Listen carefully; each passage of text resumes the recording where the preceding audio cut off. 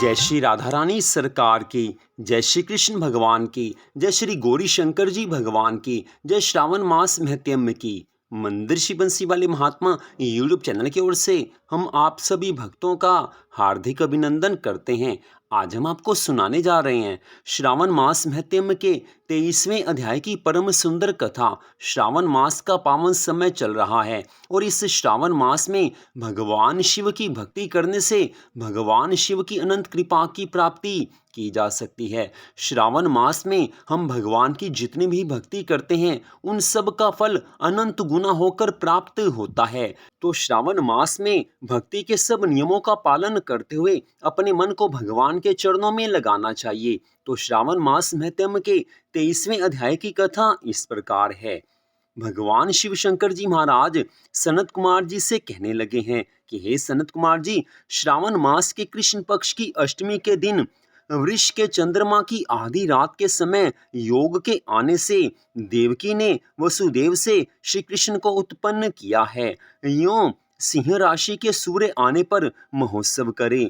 पहले सप्तमी के दिन दंत धावन कर अल्प मात्रा में भोजन करें और रात्रि काल में जितेंद्रिय होकर सो जाना चाहिए। सुबह होने पर उपवास नियम का पालन करना चाहिए। केवल उपवास द्वारा श्री कृष्ण जन्माष्टमी का दिन बिताना चाहिए। ऐसा करने से 7 जन्म के किए हुए पापों से निश्चय ही छुटकारा मिल जाता है। मनुष्य ने अपने पिछले 7 जन्मों में जो कुछ पाप कर्म किए हों वो सब नष्ट हो जाते हैं। पापों से मुक्त हो गुणों के सहित जो वास है उन भोगों से वर्जित वास को उपवास कहते हैं। अष्टमी के दिन विमल नदी आदि के जल में तिलों के साथ स्नान करना चाहिए। शोभन देश में देवकी के सूती का घर को बनाकर उसे नाना प्रकार के वर्णों के कपड़ों से कलश तथा फलों द्वारा सुशोभित करे।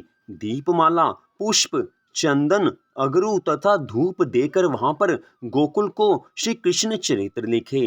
वाद्य शब्द, नृत्य, गान आदि मंगल उत्सव करे। उसके बीच हिस्से में षष्ठी देवी सहित श्री कृष्ण जी की प्रतिमा को रखें। जो कुछ भगवान श्री कृष्ण जी ने लीलाएं की हैं उसे लिखकर भक्ति के साथ अच्छी प्रकार से पूजन करें।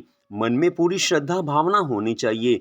श्रद्धा से सब कार्य होंगे तो भगवान की कृपा मिलती है।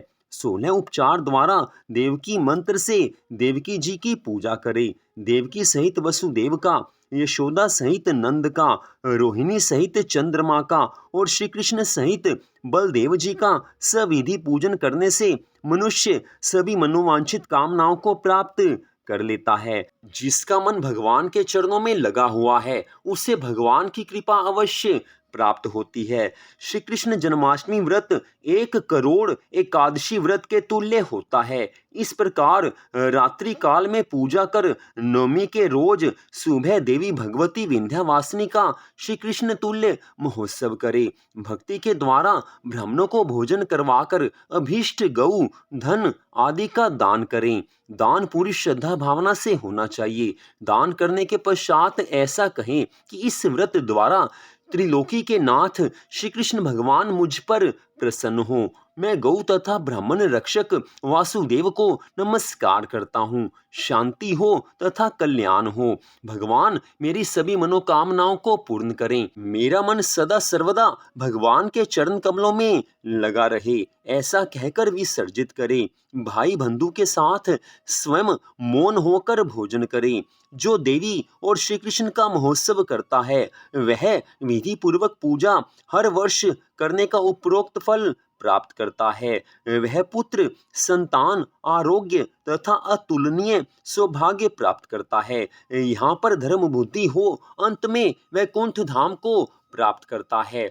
जो मनुष्य सदा इस विधि के अनुसार श्री कृष्ण जन्माष्टमी का व्रत करते हैं उनके ऊपर भगवान की कृपा सदा बनी रहती है। मनुष्य जीवन भगवान की कृपा से प्राप्त होता है और इस मनुष्य जीवन में अपने कर्मों के फल स्वरूप सुख और दुख दोनों प्राप्त होते हैं। सुख में कभी अभिमान नहीं करना चाहिए, भगवान को याद रखना चाहिए और दुख का समय आने पर पूरी तरह से अपने मन को भगवान के चरणों में लगाना चाहिए। दुख का समय आने पर जो अपने मन को भगवान के चरणों में लगा देता है उसके दुखों को भगवान अपनी कृपा से दूर कर देते हैं। मनुष्य जीवन प्राप्त करके भगवान को याद करना मनुष्य मात्र का यही तो धर्म है, और जो इस धर्म का पालन करता है उस पर प्रभु सदैव कृपा करते हैं। त्रिलोकी के नाथ भगवान श्री कृष्ण जी का जन्माष्टमी का जो व्रत करता है उस पर सदा प्रभु की कृपा बनी रहती है। तो इस प्रकार आज की इस कथा का यहीं पर विश्राम होता है। अगले भाग में आप आगे की कथा सुन पाएंगे। श्रावण मास का समय भगवान की प्रसन्नता की प्राप्ति करवाने वाला है। भगवान शिव शंकर भोलेनाथ जी तो वैसे भी बहुत भोले भाले हैं। थोड़ी सी भक्ति के द्वारा भगवान प्रसन्न हो जाते हैं, और ये श्रावण मास तो विशेष रूप से पार्वती पति भगवान शिव को अति प्रिय है। इस श्रावण मास में अधिक से अधिक भगवान की भक्ति करनी चाहिए ताकि अपने मनुष्य जीवन को सफल किया जा सके। तो आज की इस कथा को सुनने के लिए आप सबका हार्दिक धन्यवाद।